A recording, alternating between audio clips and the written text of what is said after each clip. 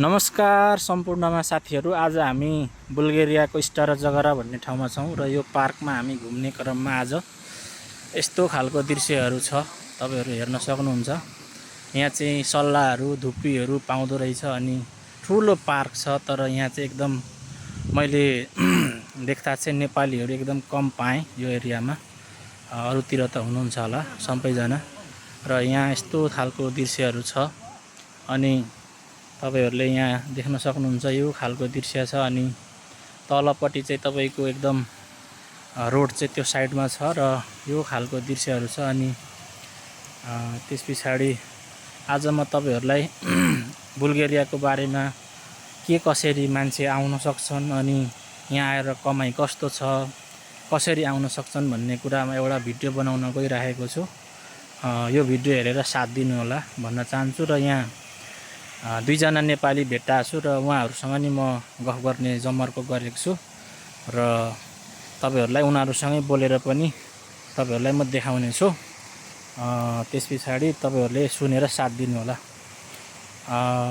Sir, हजुरको नाम के हो? मेरो नाम दिनेश चौधरी हो। हजुर, अनि तपाईको घर कता पर्यो नि? मेरो घर नवलपरासी। नवलपरासी है। हजुर। अनि तपाई यहाँ आउनु भएको मलाई भने अनुसार 1 साल भयो हैन त? हजुर, 1 साल भयो। अनि 1 सालमा आउनुभयो अनि के कसरी आउनुभयो, कताबाट आउनुभयो थोरै भनिदिनु न। हाम्रो किनकि नयाँ मान्छे हुन्छ, उहाँहरुलाई पनि केही कुरा थाहा होस् न कसरी आउन सकिन्छ। तपाईको एक्सपिरियन्स भनिदिनु न थोरै। म चाहिँ दुबईबाट आएको। दुबईबाट आउनुभएको है? मेरो प्रोसेसिङ टाइम 6 महिना जति लाग्यो। 6 देखि 1 सालसम्म लाग्छ। अब सबैको एउटै त हुन्न है त। अनि के कामको लागि आउनुभएको त्यो पनि यसो भनिदिनु न। म चाहिँ फ्याक्ट्री वर्करको लागि आएको, चकलेट फ्याक्ट्रीमा काम गर्छु। मेसिन अपरेटर हो नि त? हजुर, ठिक छ। ल त्यो भनेपछि अनि तपाईको लागि भनौँ न यो बुल्गेरिया युरोपको कस्तो छ तपाईले ठ्याक्क भनिदिनु त, नेपालीहरूलाई सुहाउने खालको। यहाँ चाहिँ यहाँको वेदरहरू राम्रो छ। हजुर हजुर। साह्रो गर्मी पनि छैन। अहिले चाहिँ हल्का बढी भएछ गर्मी। हजुर। तर हजुर, त्यो खाडीको जस्तो हुँदैन। खाडीको जस्तो हुँदैन। ठिक छ, भनेपछि कमाई समय खाडी भन्दा राम्रो छ हैन त? त्यो कुरा भन्दा चाहिँ अलि राम्रो छ। धन्यवाद। अनि तपाईको मतलब के छ त सुझाव नेपालीहरूलाई? मतलब नेपालबाट नि आउन त मिल्छ अहिले हैन? अब धेरै पैसा नि लाग्न सक्छ। अलिक मतलब तपाईको भनाइमा चाहिँ के छ थोरै खुलाइदिनु न। आउँदा हुन्छ, राम्रो छ बुल्गेरिया। तर बुझेर आउनु होला। राम्रोसित धेरै यहाँ फसेको पनि छन् मान्छेहरू। मतलब त्यही हो, नफस्नु, दलेसँग नपर्नु भन्न चाहनुहुन्छ है त? अब यहाँ हस्, धन्यवाद। र अर्को जना हुनुहुन्छ हाम्रो यहाँ, उहाँसँग। नमस्कार हजुर। नमस्कार सर। के छ हजुरको खबर? नाम यसो भनिदिनु न। मेरो सिजन पोखरेल हो। हजुर। महेन्द्रनगर हो। हजुर, महेन्द्रनगर है। हजुर। अनि तपाईँ बुल्गेरिया आउनुभएको कति भयो, के छ? म आएको 1 महिना जति भयो। हजुर। दुबईदेखि हो। दुबईदेखि नै आउनु भनेको? आउन नेपालबाट नि मिल्छ हैन त? हजुर।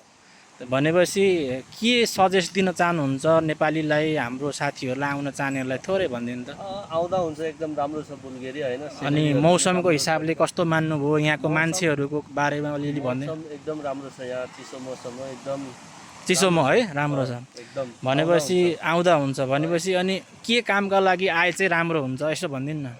त्यो फ्याक्ट्रीतिर, चकलेट फ्याक्ट्री यताउतातिर आउनुहोस्। यो वेल्डिङको काम, यो फ्याक्ट्रीतिर गाह्रो हुन्छ एकदम हैन? हो, त्यो चाहिँ भनेपछि बाहिरी सिजनल काममा नआउनु। सिजनल काममा नआउने। हजुर। त्यो चकलेट फ्याक्ट्री यता यो सजिलो हुन्छ, तपाईको वेल्डिङ यताउता एकदम गाह्रो हुन्छ। त्यस्तोमा चाहिँ नआउनु भन्नुहुन्छ हैन त? ल, धेरै धेरै धन्यवाद छ। अनि अर्को कुरा सानो सोध्न चाहेँ यहाँनेरि, तपाईहरूले चाहिँ के कति सम्ममा तिरेर आउनुभयो भन्न मिल्छ भने भन्नुहोस्।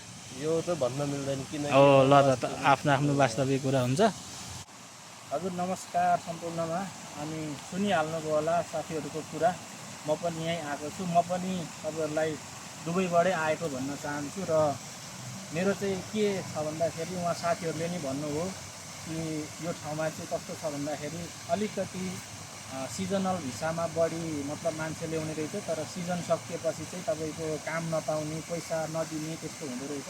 त्यही भएर कम्पनीमा आउनुहोस्, वेल्डिङ सोल्डिङको काममा अलि नआउनु होला, किनकि गाह्रो हुन्छ, फलामहरू उचाल्नु पर्ने हुन्छ।